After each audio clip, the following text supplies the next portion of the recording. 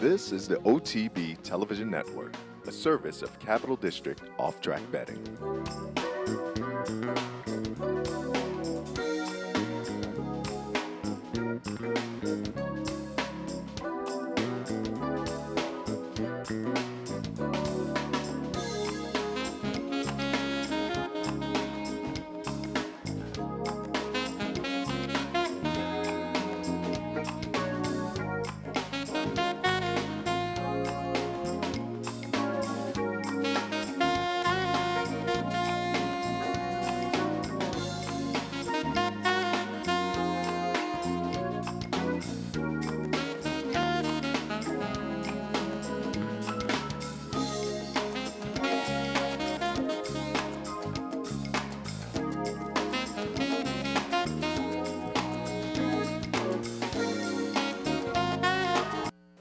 Good morning, ladies and gentlemen. Welcome to the Handicappers Report. Alongside Seth Merrill, I am Anthony Mormino on this bitter cold late February morning. But I guess the better part of that sentence is late February. Yeah, you know, March is around the corner. A few more weeks. So. I always say the best thing about March, other than March Madness and the big cap, is the idea that January and February is in our rear view mirror. Not only that, I think it's March 9th will be daylight savings time, which I think is about the earliest date possible. And just before we came on the air, we were talking about the big cap, which is going to be a 30-minute show added to Fox Sports 1 network, which is outstanding, which means we'll have high def. But we're also thinking, boy, you got to think they're going to be coming on the track, because in television production, you got to think they want a couple minutes after the race to talk to people. So it's got to be, you know, right when no DQs earlier in the day, no inquiries. I'll tell you that will put them up against it. But it's nice, and it will be nice to see if we get Mucho Macho Man and Will take charge in an early season older horse showdown almost. And you know, I understand the lay of the land where really 3-year-olds take over, but I've always said I love the race in the first 4 months of the year, the older horse. Now, obviously, the Stroob series is really no longer. The La Cañada series isn't any longer. There's no ACRS for us to sink our teeth into, but this will be a nice renewal of the big cap to have right now what we think is two of the pro tem leaders of the older division. And Seth, I want to ask you, I put it up on Facebook, I didn't get any responses. Normandy Invasion, we talked about his race the other day. Did something fluky happen? Because the Daily Racing Form and Equibase did not publish the same times. Not the same fractions, which one? There was obviously was a it problem. that race? There was a race over the weekend. Maybe it was that race where they said the time they were using the Trackus time because the clock wasn't correct. So maybe that was the race. Maybe but I can't find out which one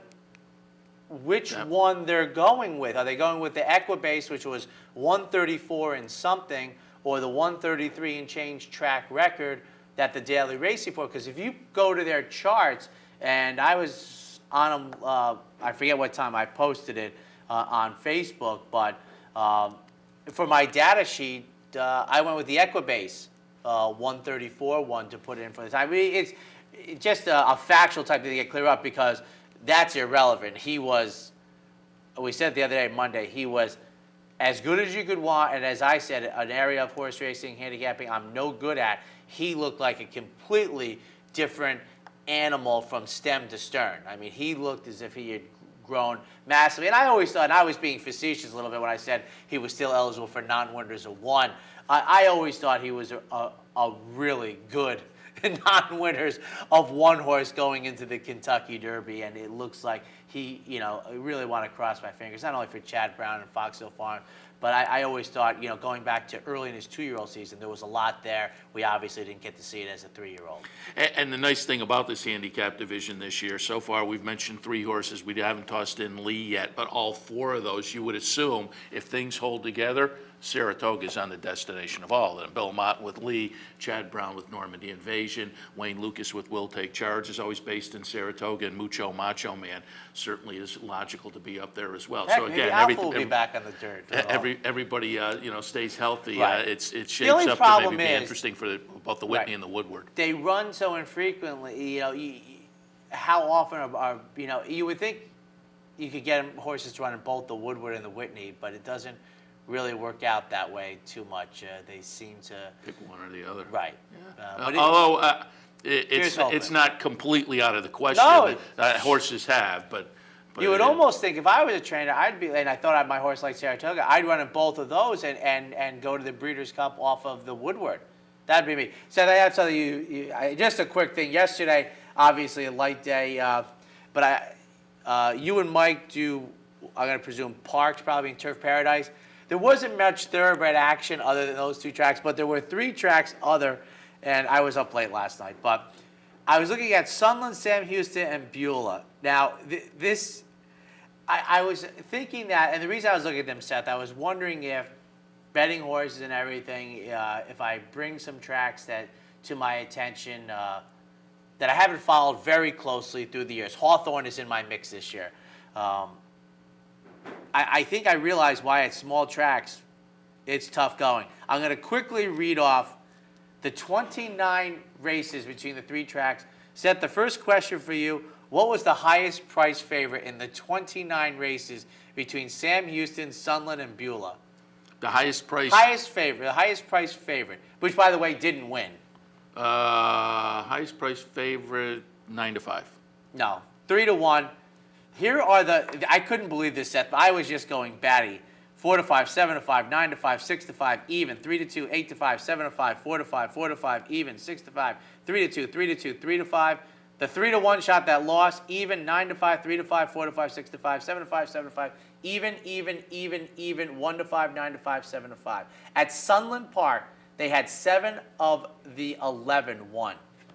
My point being, I don't think I could construct a way to make money. I was like, Finger Lakes, what we talked about all during the spring, because I got Finger Lakes in my wheelhouse for the first time, it apparently is very popular at small tracks to be unbelievable short price favorites. This is the exact opposite of Keeneland. Well, one of the stories there is, I know Beulah, because the other 2 tracks I don't follow that closely, but Beulah, a lot of it, certainly over the past couple of months in particular, field size has been if you throw out the 9-5 shot, everybody was 7-5 or lower. My point being, every single race, you're basically dealing with the question that you have to ask yourself, the big hurdle.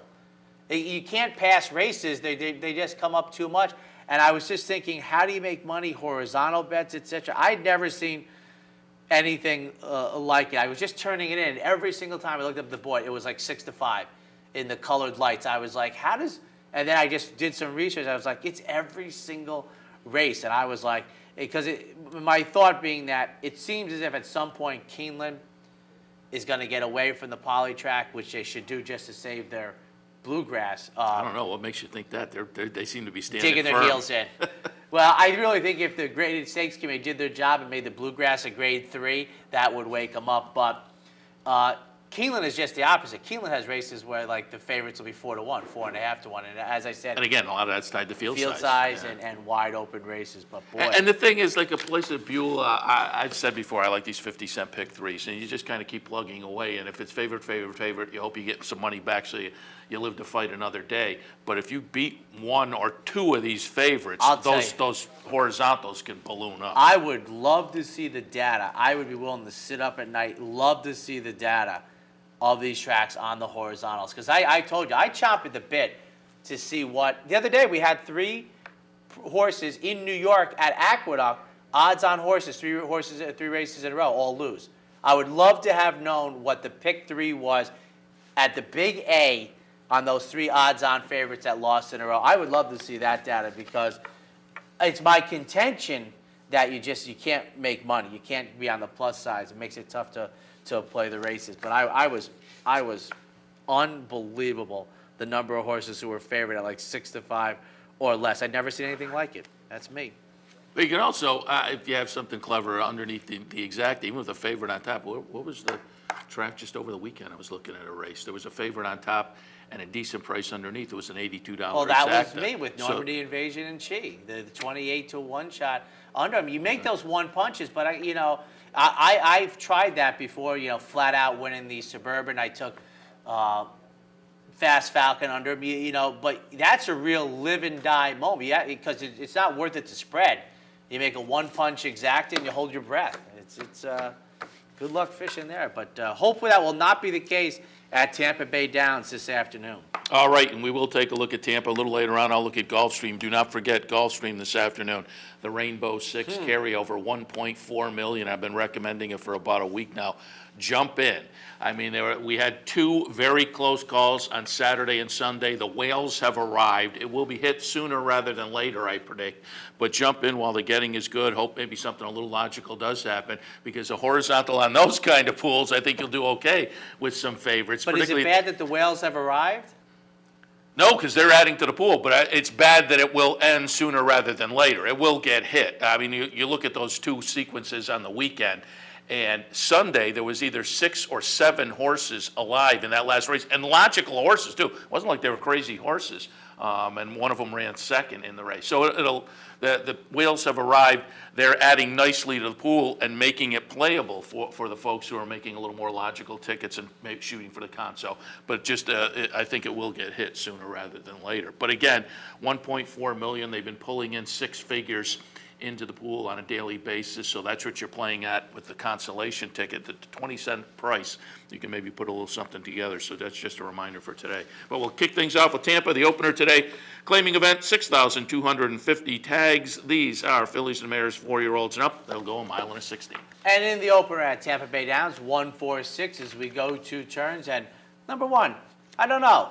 Go ask Annie. Gets the top pick, making the third start down at Tampa Bay. This was a Suffolk Downs shipper, which many horses on the Tampa Bay Downs circuit. They come from East Boston. Has had a couple of 2-turn races under the belt. Most recently, a well-beaten third-place finish. Ronnie Allen Jr.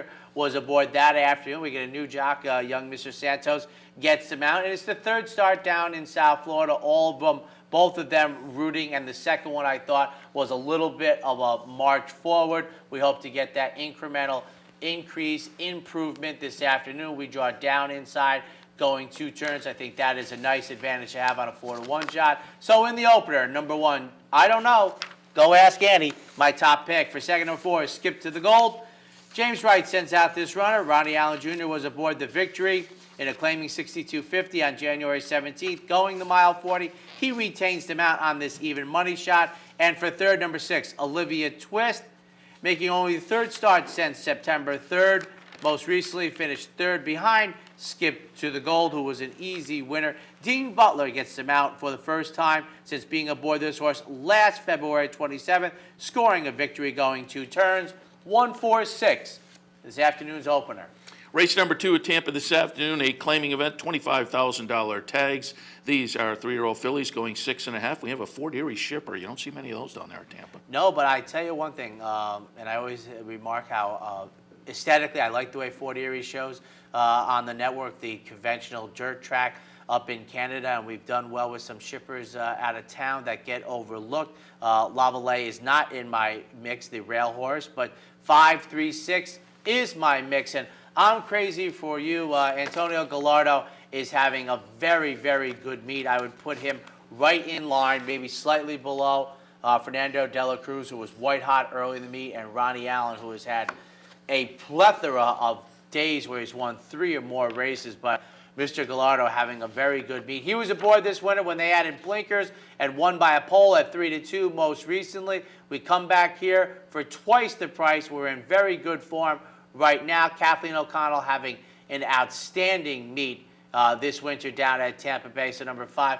I'm Crazy for You, gets the call for me, wheeling right back after an impressive 6-furlong victory 20 days ago in the Tampa debut. For a second, number 3, Red Bottoms.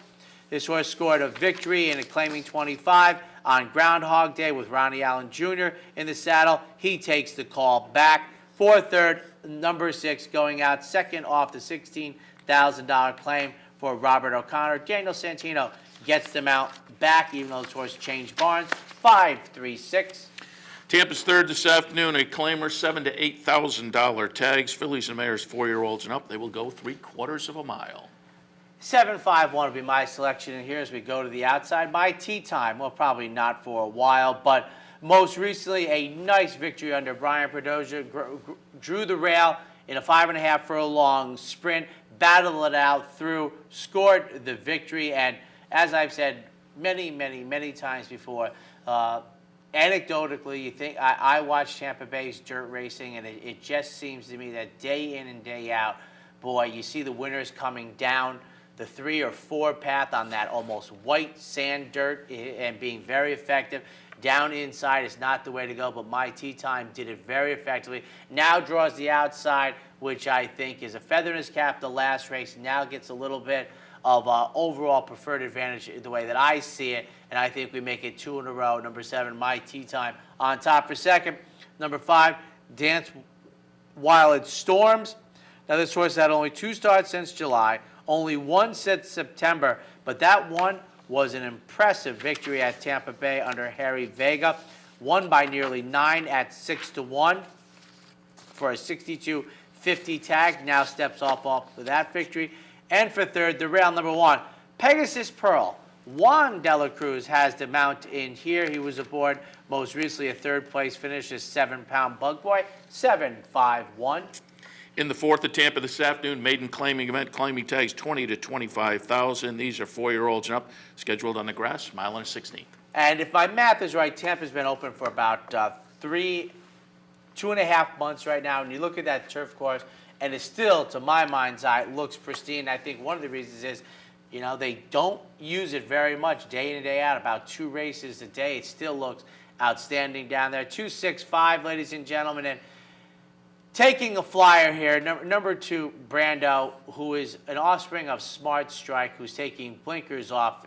That's really not so much the news. The news to me, horse making the first start since August of 2012. They had a horse the other day win off almost a 700-plus day layoff by Smart Strike, very well bred. It's just a matter of the game has changed so much. I can't tell you, folks, how many horses over the big 6 or 7 racetracks going on right now have won off of 200, 250, 300-day layoffs. It's just amazing the training going on. This is a big price horse with some pedigree who's shown an affinity to run well on the turf. We're taking a flyer for a horse who's been off 18 months, but number 2, Brando, gets my top pick. For second, number 6, Film Star. 1 start since early October. That was a good effort, trying to make every pole a winning one on Tampa's turf course with Marlon St. Julian aboard. That afternoon was the beaten favorite. Now they reach out for Fernando De La Cruz, who takes them out on this runner for the first time, the offspring of Lemon Drop Kid. For third, number 5, Skinner. Bill Mott had this horse for the first couple of races, the first 3, all turf tries. Not too good. Moved into the Gary Thomas barn, shipped over to Tampa Bay, and raced well. Under Ronnie Allen Jr. was the beaten favorite. Ricardo Feliciano gets to mount the call today. 265 in a very intriguing 4th.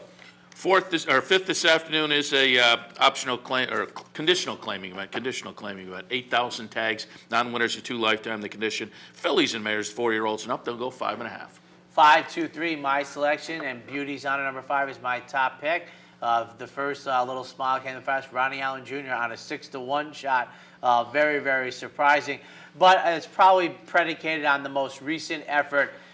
And these are the types of races that I like. The comeback race on the outside, ran hard in a strong internal pace for the first 4 furlongs, and then when the fatigue set in, the final running position and beaten lengths looks awful, but really to me it is just a function of too strong an early pace. If you look at the race previous to that, which was a softer, more moderate pace, breaking the maiden claimer very comfortably, I don't think it was taking on winners for the first time that ground up this horse. It was a strong internal pace. And as I looked at this race, I'm not thinking that that's going to be replicated. I don't think this will be a strong internal pace for number 5, Beauty's Honor, who also gets Ronnie Allen Jr. today, as Quincy Hamilton doesn't get the call back. For second, number 2, Sunshine's Edge. 10-1 on the morning line, making the first start since June, leaving the Michael Maker barn. They add blinkers this afternoon for a horse who previously has shown good early speed, including Making every pole a winning one at 2 to 5 at Beulah. For third, number 3, Test the Angel, 1-for-1 lifetime, scored in the career debut by 8.5 lengths on February 6th at Tampa. Was 9-2 that afternoon. Is 8-5 taking on winners today, 5-3. All right, we'll head to our first break. When we come back, we'll complete our look at Tampa a little later on, Gulfstream Park. Stay tuned. I'm Seth Merrill. Join me weekdays at 10 for Racing Across America. We'll look at important races from around the country, get insight from top handicappers and analysts, and preview the upcoming week in racing. That's Racing Across America, weekdays at 10, right here on the OTB TV network. Here in upstate New York, no one provides bettors with more wagering options than Capital OTB. Our network of branch and easy bet locations stretches from the mid-Hudson Valley all the way to the Canadian border and west to central New York. So whether you need to place a bet, fund your Capital Bets account, or watch the next big race, all the action is just around the corner. A full list of our branch and easy bet locations can be found online at capitalotb.com. Capital OTB, the better and most convenient choice for wagering in upstate New York. I got it. Watch me. I got it. Hey! I got something that makes me want to shout. I got something that tells me what it's all about. I got a move that tells me what to do. If you don't, brothers and sisters, then you won't know what it's all about. Funding your Capital OTB bet account is as easy as 1, 2, 3. 1. Easy Money. Clearly the fastest and easiest method of depositing funds into your account. Make deposits or withdrawals in just minutes. 2. Green Dot Money Pack. Gives you instant access to your funds. Green Dot Money Packs are available at thousands of retailers nationwide. And 3. MasterCard Visa. Simply click on the link from the funding page, enter your account information, and fund your account. CapitalOTBBet.com. Log on today. Hey race fans, head down to the all-new Clubhouse Racebook. With live horse racing on more than 250 flat-screen TVs, state-of-the-art wagering terminals, and amazing Vegas-style atmosphere. The Clubhouse Racebook, 711 Central Avenue, Albany. Welcome back to the Handicappers Report on this Wednesday morning. Seth Merrill and Anthony Mormino. We're taking a look right now at Tampa Bay Downs. Excuse me, and we'll continue with their 6th race. It is a maiden claimer, $7,000 to $8,000 tags. Fillies and mares 4-year-olds and up, they will go 1.40 miles. 10 in here, ladies and gentlemen. 9, 3, 8, my selections. And toward the outside, number 9, Personal Sweetheart, Fernando Dela Cruz. He gets the mount here on a runner who has seemingly picked up the paces, has got a couple races under the belt, has 4 in the book now. And today goes 2 turns for the first time. Yes, we do draw a tough outside post position, but our jock should be able to mitigate the circumstances rather nicely. And I think getting a distance of ground today with good tactical speed should be right up number 9, Personal Sweetheart's alley. For second, number 3, Monatella going out after back-to-back second-place finishes while rooting at Tampa Bay, coming off of a turf race. Antonio Gallardo, he gets the call back after being aboard, just getting beat by 3/4 of a length to Egotist on February 6th. For third, number 8, Hot Wasabi. Sounds almost redundant to me, but this horse shows good early speed. The offspring of Wakaiva Springs is 20 to 1 in here. Yes, we do have a propensity for not doing our best running in the lane, but hopefully we can hold on for a small piece and help out the trifecta. 9, 3, 8. I don't eat wasabi. Is it automatically hot? Is it hot before you Well, even... I mean, it's nature is to be a hot type of. It can have different grades, but I mean, it's not sweet, it's not savory. Its intention is to be give you a little tang to that type of thing. So when I saw the name the other day, I was like, look in the dictionary under redundant. It says redundant. Hot wasabi. 7th race is Tampa Bay Downs this afternoon. A conditional claimer, $25,000 tags. Non-winners of 2 lifetime. The condition, 4-year-olds and up. They're on the grass at a mile. Now, not to turn this into a cookie show, there might be. I mean, I don't know everything. More about moderate wasabi, but I think most people would tell you that they would expect it to be that way. 3, 6, 4, ladies and gentlemen, as we get to the turf in here, and where in the world? Well, what's left? No, that's the whole name. Where in the world A horse who was laid off for 18, 19 months, but the comeback race to me is, if I was training the horse, just the type of tonic I would like. The old Goldilocks, not too fast, not too slow, just right. My point being, I'm not expecting muscle regression for this runner who got into a rhythm, did some running late, which you like to see. All, 4 legs are still working, having been on the sideline since June of the previous year. So, we're thinking that we can move forward.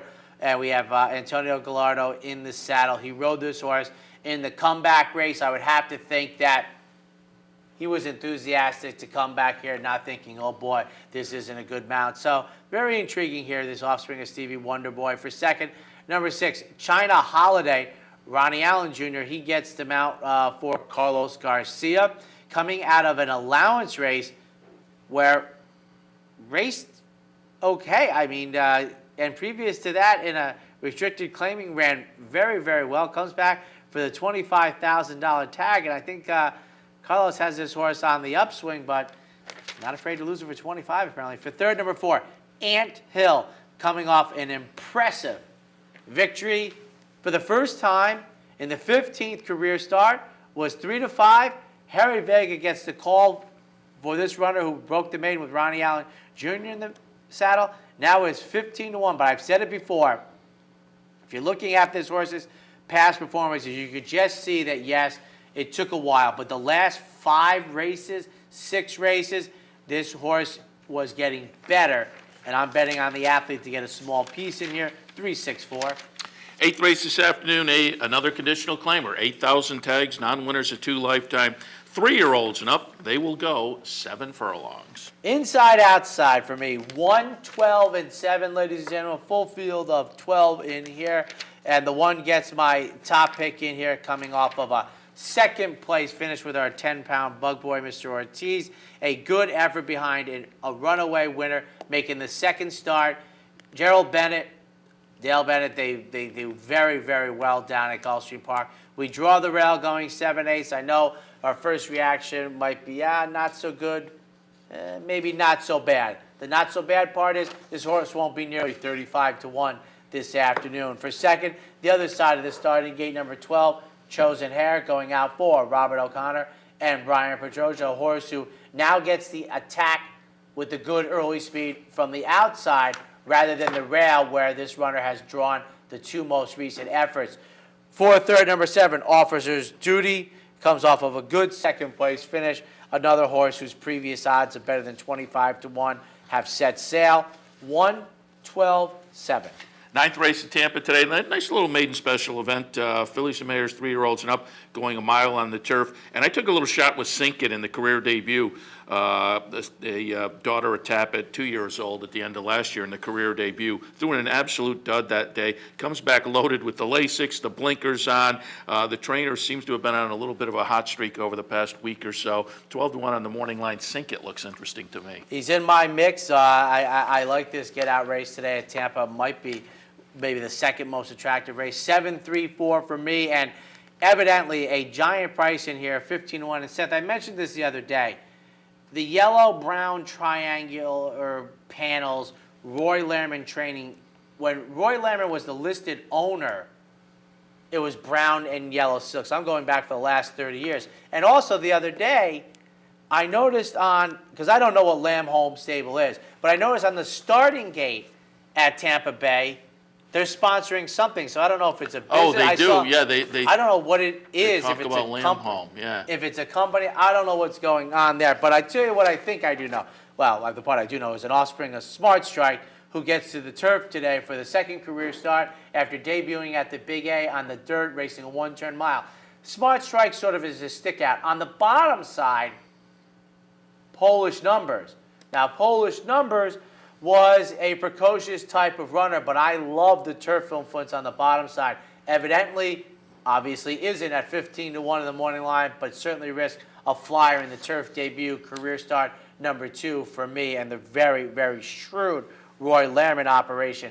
For second, number 3, shrewd also, Pink Nighty. Eddie Keneally sends out this offspring at Giants Causeway for the second career start. Debuted over at Gulfstream Park, gets Fernando de la Cruz in the Tampa Bay debut, And for third, the aforementioned Sink It. They had blinkers, they had Lasix. This is Leal Stables of Barbaro Farms. And it's also Arnaud Delacour, which intrigues me because when the Jacksons took their horses away from Mr. Matt, wasn't it? It was a different Delacour that got the horses. Lee? Yeah, you may be right. Yeah. So interesting here, but a very nice final race. 7-3-4 in this afternoon's finale from Tampa Bay Downs. All right, that brings us to our bottom of the hour commercial. We'll take that break. When we come back, Gulfstream. Stay tuned. This is Steve Beck. Join me Tuesday through Saturday here on OTB TV for At the Races, my Sirius XM daily news magazine of the thoroughbred industry. Handicapping, interviews, analysis, everything you could want. 6 a.m. OTB TV. Hey, race fans, head down to the all-new Clubhouse Racebook and get in the game. With live horse racing on more than 250 flat-screen TVs, state-of-the-art wagering terminals, fantastic food and drinks, an amazing Vegas-style atmosphere with seating for nearly 900 of your closest friends. Conveniently located at 711 Central Avenue, right off Exit 5 of I-90 in Albany, the Clubhouse Racebook is the better choice. Each morning on the OTB TV network, you get the very best in horse racing programming. Weekdays begin with the Handicappers Report, where professional handicappers share their selections and analysis of the day's racing. Followed by Racing Across America, a daily conversation with racing personalities from around the country. Saturdays include Down the Stretch, where Mark Casano speaks with the biggest names in racing. And Sunday mornings, it's Loose on the Lead, where Steve Bick and I offer news and a unique lineup of weekly guests. All here on the OTB TV network. Wagering at CapitalOTBBet.com is as easy as 1, 2, 3. 1. Capital Bet TV, the fastest and easiest online wagering experience where you can monitor 5 different tracks simultaneously. 2. Capital Bet Express. Its straightforward program layout and interactive handicapping information lets you build your wager quickly and efficiently. And 3. Capital Bet Pro, designed especially for the professional horse player. CapitalOTBBet.com. Log on today. Missed one of our TV shows? No worries. Now you can catch all your favorite programs online. Simply log on to CapitalOTB.com and click on the YouTube link at the bottom of the homepage. And look for our new podcast coming soon. CapitalOTB.com. Log on today. Welcome back, ladies and gentlemen. The Handicappers Report alongside Seth Merrill and Anthony Mormino on what we should probably dub a Florida Wednesdays as it has become. Tampa Bay Downs in the books. Now turning our attention to the East Coast, Gulfstream Park, where we will have 4-year-olds and up, maiden claimers in for 20 on the turf, racing a mile of 16th in the opener. I have it 4, 1, 5, and 8. The number 4 in the opener is Wake Up and Go. I'm going to take a little shot in here. 12-1 on the morning line. This is a lightly raced horse, and it's just a field where I think you can maybe take a shot. Now, the career debut for this horse, finishing position wasn't much, but the number fits with this bunch. Now, followed that up with an absolute dud, but that was over a sloppy sealed track in an off-the-turf event. The career debut, again, finishing position not much. The number was pretty good, though. That was at 35. Comes back onto the turf today for 20. So I just think this horse, again, Joel Rosario sticks. That also attracted my attention because off of the first 2 starts, there's not a lot of confidence you could have there, but that Rosario hangs on this one attracted my attention as well. So again, a lightly raced 4-year-old who just may have some upside potential, and in a field like this, I'll take a little shot and put Wake Up and Go on top. Second spot, we will go to the number 1 Gifted Ruler. Again, relatively speaking, in this field is also fairly lightly raced with only 4 career starts. This one has some pretty solid numbers as compared to the rest of this field, and another one that's getting some class relief in here. So it all adds up. I think Gifted Ruler is pretty logical, probably the one to beat. And then in the third spot, the number 5, To the Stars, 13 career starts so far. 5 times in the money, but no wins, of course. The last few starts haven't been much to add it confidence, but getting the additional class relief today, I think that could provide the wake-up call for To the Stars. So I think that one will be in the mix also. I'm going to do, given the odds on mine, I'm going to jump in right on the opener with a little 4-horse exacta play of the day because I I have a feeling the Rosario horse, just because of Joel Rosario, will float down a little bit, but still, I think there'll be some value. But I'll jump in 4 deep, lightly, just lightly, because I don't have a lot of confidence here, but I think the value will be there. So we'll go 4 deep with an exacta, 4, 1, 5, and 8. Second half of the early daily double, 4-year-olds and up. Maiden Clambers in for 20. On the dirt, racing 6. 5, 4, 3, and 1. The number 5 is Iska. It has some numbers that seem to fit in a weak field, and it is just a weak field. You go back, and there's a 66 buyer figure fired over at Fairgrounds, and then this horse came over to Gulfstream, and now has put in a couple of decreasing numbers. So potentially this horse is just going in the wrong direction, but gets a little bit of class relief in here, and maybe could rebound to some of those better numbers. And again, the better numbers match up pretty well with this bunch. Second spot, the number 4, 3-part Monty. Also has numbers that I think fit decently with a fairly weak field. This horse, however, is moving up a little bit, but I kind of like that. Claimed in the career debut for 12.5. Ran back for 12.5 last time. Those were back in August and October. This horse may be coming back with a little added maturity in the third career start, adds some blinkers, and again, I think finds a fairly weak field to take a shot against. And then the third spot, the number 3, K.C. Weigman or Weigman. Might benefit from the class drop and the education gained in the first start. Was well beaten, and I mean well beaten there, but did have some trouble. So I'm kind of drawing a line through that, but still got the education of getting out there on the track, getting into the starting gate and whatnot, and so might benefit from that, plus gets the class relief today. So I'll throw that one in the mix as well. And again, kind of a weak race. And then in the fourth spot, I have a first-time starter. I wouldn't argue with anybody taking a shot with Spa City Treasure. I'll just toss that one out there. Again, in a weak field, why not use a fresh face? I just couldn't move this one up any further in the mix because this is a horse that was purchased at auction for $1,500. It's a 5-year-old making the career debut. I have it down in the fourth spot, and again, it's one I wouldn't argue with somebody taking a shot. It's a weak field, but there was just enough that I couldn't move it up much further than that. In the second, 5, 4, 3, and 1. On to the third race, 4-year-olds and up. Claimers in, fillies and mares. Claimers in for $62.50.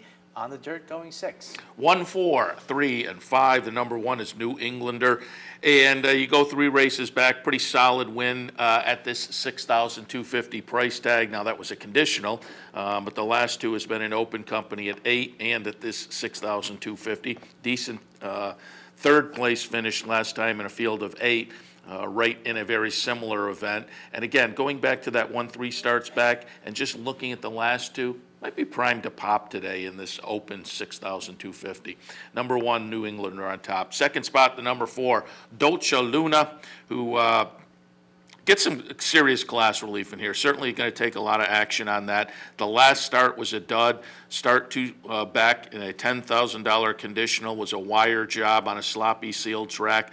Again, you look down the page, and there's some reasons to have confidence and some reasons to maybe look against this one. But I think overall, Dolce Luna will be very competitive in here on the class relief. Third spot, the number 3, Dance with Another. I just have to believe this horse is better than the latest effort. Just really threw in a clunker that day. That was off a little bit of a layoff, maybe needed the race, but I think we can expect numbers probably closer to what we saw just prior to that, because again, this was a buyer-wise, this was a drop of about 23 points and just has the look of an aberration to me. So I'm looking for a rebound from Dance with Another. Third race, 1, 4, 3, and 5. On to the fourth, 4-year-olds and up. Claimers in for $25,000, non-winners to 2 lifetime. On the turf, racing 7.5. Yet another dicey little race, and the whole afternoon's kind of dicey. And I'm going to jump into this Rainbow 6 later this afternoon, but that's a tough sequence as well. But this is a race I looked and searched and went back and forth, and eventually it's why not go with my man Jonathan Shepard. I don't want to be sitting on the sidelines if he wins. And in an open race, first time out of the box for Shepard. And it's not just taking a shot because Shepard's my man. I think this horse is going to be interesting in the race. Had been based over at Fairgrounds, and I have the feeling this horse probably moved over because obviously it's a turf-meant horse, and they're just having trouble getting to the turf over there. So they move over to Gulfstream, move into the barn of Jonathan Shepard. Nice workout most recently here at Gulfstream that says this horse is going to be on its toes. So again, Lepero on board. Number of factors say that this horse will be competitive and live in this field, and then you add in Jonathan Shepard, it becomes even more attractive for me. So the number 1, Mandola, on top. Number 5, I'm Starstruck in the second spot. Just a horse that obviously is going to be a player in here if able to duplicate the last effort. Now, that was a lifetime best buyer figure, and it almost looks a little bit fluky, but it may just have been the fact that this horse was finding the comfort zone, figuring it out after a number of career starts. And so this horse just could be good right now. Off of the latest, I think you have to have this one in the mix, but it was claimed last time out, moves up a little bit. So again, there's some things to like, and there's some things that make you, that give you pause. But I'll put on Starstruck in the second spot. Third spot, we'll use the number 9, Starship Avenger, just on the move back to turf. That last one, I certainly blame on the move to the sloppy seal track in an off-the-turf event. The races before that on the turf absolutely fit with this bunch today, and the move back to the turf, I expect to provide a rebound for Starship Avenger. Fourth race, 1, 5, 9, and 10. Fifth race, Fillies and Mares in for $62.50. Non-winners of 2 races a lifetime, going 6. This is the kickoff to that 20-cent Rainbow 6, and again, I would advise folks to, jump in. Just make a logical little ticket with the pools, what they are, now that they're at $1.4 million. Even a consolation ticket should pay decently, and for a 20-cent bet, you can construct a decent little ticket for a modest price. I have this one 2, 6, 3, and 5. The number 2 is Aggie H. Consistent numbers, but as I said earlier, I think this Rainbow 6 sequence is very tough. I'm going to play into it, but I think it's a tough sequence today. You mean they're not giving the money away? They are not giving the money away, no question right. about it.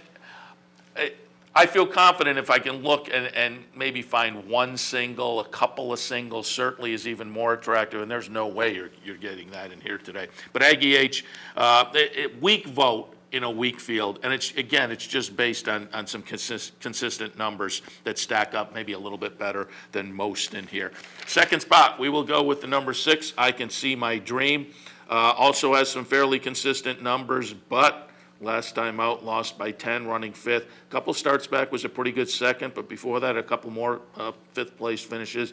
So again, on the numbers, this horse, decent fit, but boy, you can't have a whole lot of confidence looking at the last few starts. There was that second place finish a couple of back, but otherwise, again, this is a very dicey field in here. Third spot, the number 3, Miss Victoria. Gets some serious class relief, but flopped on the dirt last time. I'm hoping this horse is better than that and can show it on the class drop, but this horse in 9 career starts, 8 of those were either synthetics or turf. So the last one just may indicate I don't want any part of dirt.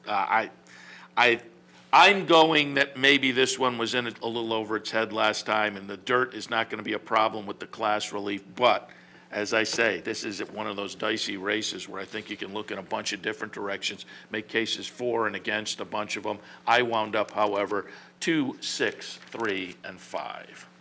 Take a quick break. When we come back, second half of today's action from Gulfstream Park. I'm Steve Beck. And I'm Seth Merrill. Together, we're loose on the lead on Capital OTB, Sundays at 10 a.m. Why should they watch, Seth? Sit down on Sunday, have a bagel, get some great racing conversation. Cream cheese only, no jelly. Sundays, 10 a.m., loose on the lead, Capital OTB. Using CapitalOTBBet.com is as easy as 1, 2, 3. 1. Simply log on with your username and password from the homepage. 2. Fund your Capital OTB account through our Easy Money, Green Dot, or Visa MasterCard options. And 3. Place your bet on one of our 3 easy-to-navigate wagering platforms, Capital Bet TV, Capital Bet Express, or Capital Bet Pro. CapitalOTBBet.com. Log on today. Here in upstate New York, no one provides bettors with more wagering options than Capital OTB. Our network of ranch and easy bet locations stretches from the mid-Hudson Valley all the way to the Canadian border and west to central New York. So whether you need to place a bet, fund your Capital Bets account, or watch the next big race, all the action is just around the corner. A full list of our branch and EasyBet locations can be found online at capitalotb.com. Capital OTB, the better and most convenient choice for wagering in upstate New York. Funding your Capital OTB bet account is as easy as 1, 2, 3. 1. Easy Money. Clearly the fastest and easiest method of depositing funds into your account. Make deposits or withdrawals in just minutes. 2. Green Dot Money Pack. Gives you instant access to your funds. Green Dot Money Packs are available at thousands of retailers nationwide. And 3. MasterCard Visa. Simply click on the link from the funding page, enter your account information, and fund your account. CapitalOTBBet.com. Log on today.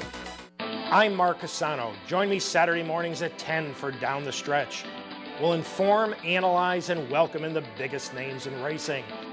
So join me Saturday mornings at 10 for Down the Stretch, right here on the OTB Television Network.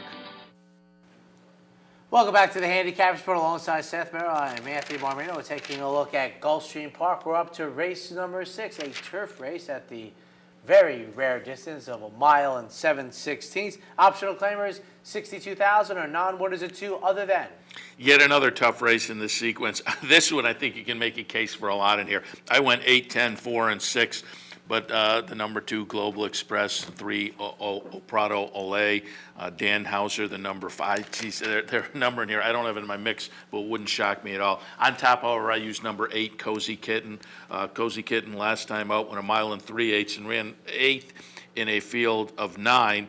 But that was in the McNee Armida behind Twilight Eclipse. Prior to that, ran this mile and a 16th distance at this condition and ran very well, winning that race. So off of that one, I think that 10-to-1 price becomes very attractive. So again, I'm looking at that race 2 back, which was very similar. Put Cozy Kitten on top. Number 10, Tattenham, goes out for Bill Mott, Joel Rosario on board. This horse was right behind Cozy Kitten in that mile and 7/16th race in the middle of January. That was this one's last effort. Judd Mott, Bill Mott, Joel Rosario, Tattenham in my mix. And then in the 3rd spot, going to look at the number 4, Treasury Devil, goes out for Christophe Clement. This was a European import, came over here in June of 2012 and didn't show much there, but that was the only start of 2012. Then laid off until February. Came back, put in a couple of nice starts here at Gulfstream about this time last year. Then went over to Keeneland and threw in a little bit of a dud, and now has been off since then. I'm looking at that return to the races last February as being a pretty good effort and indicative perhaps of what we'll see today. I think this horse has tossed in some decent efforts, and again, if ready, could be in the mix at a little bit of value. So as I say, a very tough race in race 6, but I have it 8, 10, 4, and 6. On to the 7th race, a midweek turf sprint stakes action. The Silks run for 4-year-olds and up, dashing 5 on the turf. 2, 4, 3, and 6. The number 2 is Varsity, and as I said in the last race, that Clement horse I went back to about this time last year and was looking at the form and liking that. Well, look at this horse in the first couple of starts of the season last year down at Gulfstream.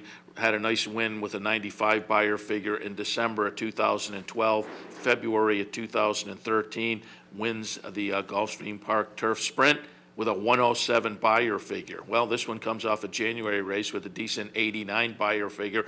If we see the similar improvement in the second start at the meet, Varsity could be very, very interesting in here. So I put this one on top, and again, hoping for a seasonal repeat over what we saw last year down at Gulfstream with Varsity. Traveling Man in the 2nd spot goes out for Todd Pletcher, comes in off the aforementioned Gulfstream Park Turf Sprint, although this year's version, nice 2nd place finish behind Wicked Tune. Joel Rosario was riding that day. John Velasquez on board today. Off of that last race, which was the first start on the turf, I think this horse is going to be very interesting this afternoon.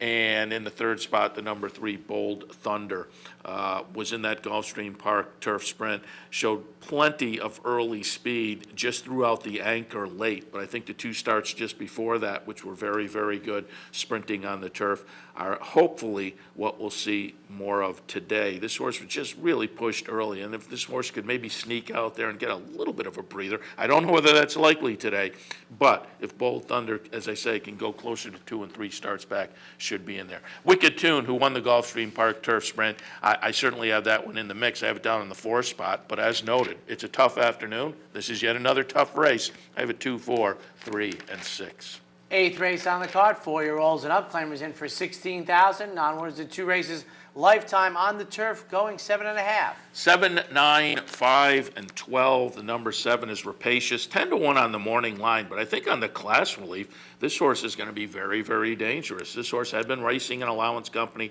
dropped in for a 40 conditional tag last time, drops in for 16 today. I think Rapacious will be very interesting. As I say, that 10 to 1 morning line, I wonder if that'll hold up. Number 9, Dream a Lot.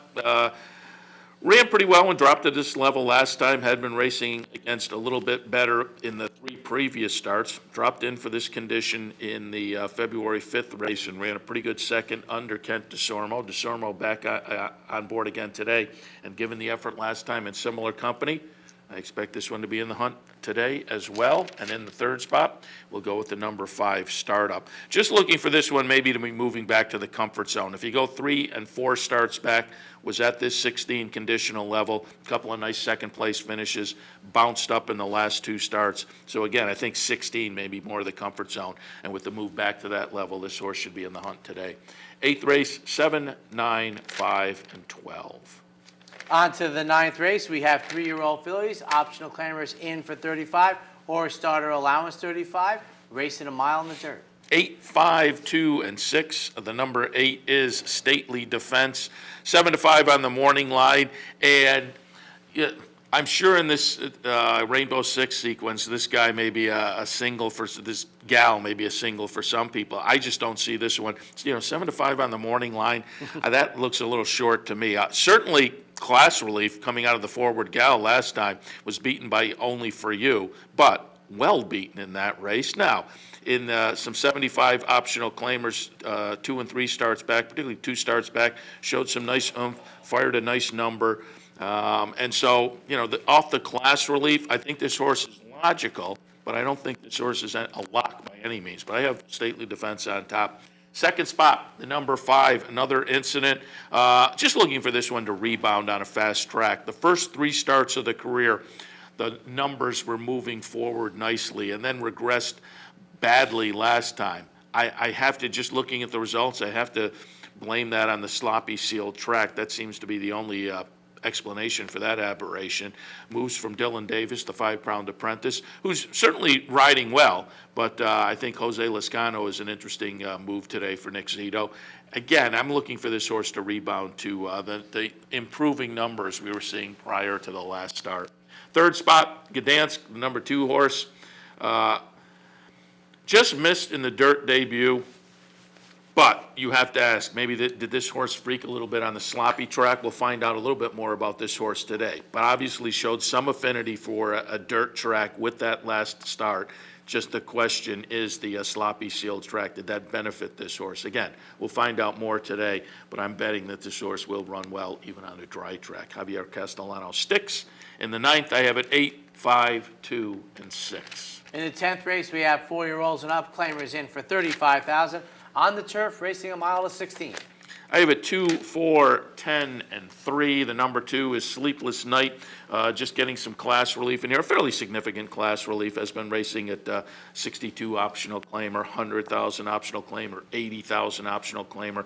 Drops in for a tag today at 35,000. So again, on the class relief, Sleepless Night gets the top nod. Number 4, Key to Power. This horse won on a steep drop last time. Now moves up, but I think is still going to be in the comfort zone because doesn't even quite move up halfway. 2 starts back was racing for 62,000. Prior to that, in an allowance event. Prior to that, was in an 80,000 optional claimer, not in for the tag. So again, 2 starts back was for 62, dropped to 20 last time. Won pretty easily, now bumps up to 35, but again, I think should still be right in the comfort zone. So Key to Power gets in the mix, and then in the 3rd spot, the number 10, El Uno. 12 to 1 on the morning line, but I think off the numbers this horse is firing and the finishing positions, at least in 3 of the last 4, I think El Uno stands a real shot at being in the mix. We'll have to overcome the outside post, but I think absolutely fits with this bunch. 10th race this afternoon, I have it 2, 4, 10, and 3. And that wraps up Gulfstream Park. This afternoon at Capital Off-Track Betting TV 12, this Wednesday afternoon schedule commences with Tampa Bay Downs at 12:25, followed by Laurel, Beulah Park, 1:05, the new post time for Gulfstream Park, Turf Paradise, Dover, Buffalo, Penn National, Northfield, and Pompano taking us into the evening on this Wednesday. If you've missed any of our selections on the Handicappers Report, please go to CapitalOTB.com, click on the Handicappers Report. You get all selections from Gulfstream Park and mine from Tampa Bay Downs. We also invite you to set up a Capital Bets account at CapitalOTBBet.com. You get live streaming video, race replays, and also once you set up a wagering account, it makes you eligible for the many, many contests we run throughout the year at Capital Off-Track Betting. Seth, Racing Across America, who's on over the hump day? Jeremy Plonk, our regular visitor for Wednesday's Countdown to the Crown. We'll talk a little 3-year-olds from this past weekend, and then we'll also be joined by Ken Weingartner, who is the communications man over at the U.S. Trotting Association. They gave away their year-end awards this past weekend at a dinner, so we'll talk a little bit about the sulky side and some of the 2013 in the various divisions, as well as the Horse of the Year. I'll tell you one thing. Of all the reading I've done posted, it doesn't seem like Top Billing has taken too much of a slide back from his third place finish in the Fountain of Youth. Courier Journal poll on Sunday, he had been number 2, and he remained at number 2. Yeah, I think my fear is people know the price. I mean, I think he's the real deal. I talked about running against the grain of the track when he won the allowance. These horses were just a little bit better, and he could run into it, but be very, very exciting as we march forward in the Triple Crown Chase. That wraps up the Handicappers Report. Please stay tuned. Up next, Racing Across America.